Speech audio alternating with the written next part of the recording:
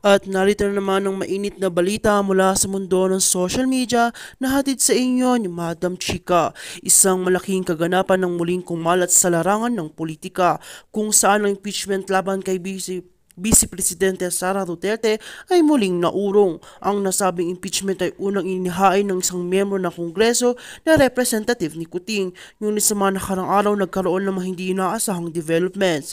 Si Representative Kuting ay isang kilalang aliado ni VP Sala sa politika, kaya man marami ang nagtataka sa kanyang hakbang na magsulong na impeachment laban sa kanya. Gayunpaman ngayon ay ipinaabot ni Kuting na siya nagdesisyon ng bawiin ang kanyang reklamo laban sa pangalawang Pangulo. Ano kayang nag-udyok sa kanya na baguhin ang kanyang desisyon? Ayon kay Representative Kuting, may pribadong usapan na nangyari sa pagitan nila ni VP Sara at sa mga pag-uusap na ito, napagdesisyon na nilang mas nakakabuti kung itigil ng impeachment process. Sa isang pahayag, sinabi niyang hindi niya nais na magdulot pa ng hindi pagkakaunawaan at pagkawatak-watak sa kanilang partido at sa bansa.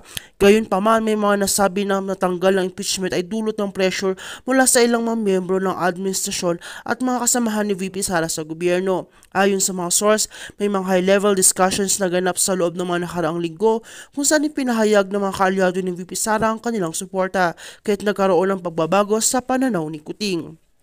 Samantala, may mga kritiko naman na nagsasabing ang impeachment na ito ay nagsisilbing simbolo ng mga tensyon at hindi pagkakasunduan sa loob ng administrasyong Duterte. Ang ilang mga tagapasunod ni VP Sara ay nag-aalala na ang mga ganitong hakbang ay magdudulot ng kalituhan at pagpapahina sa kanilang posisyon sa politika. Kaya't nagdesisyon si Kuting na bawiin ito upang mapanatili ang pagkakaisa. Sa ngayon, hindi pa malinaw kung tuluyan na matatapos ang isyong ito o magkakaroon pa ng mga bagong developments. Ang mga mababatas at mga eksperto ay patuloy nagmamasid sa sitwasyon na ito at maraming taong naghihintay kung may mga susunod pang hakbang na isasagawa si VP Sara o Representative Kuting.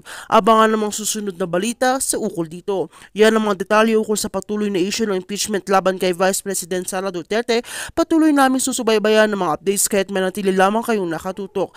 Para naman sa mga bagong nakatutok dyan, ay manatili lamang po kayong mag-update sa aming channel. At kung bago ka pa lamang sa aking channel, ay huwag kalimutang mag-like, share, and subscribe para update ka sa aming bagong balita.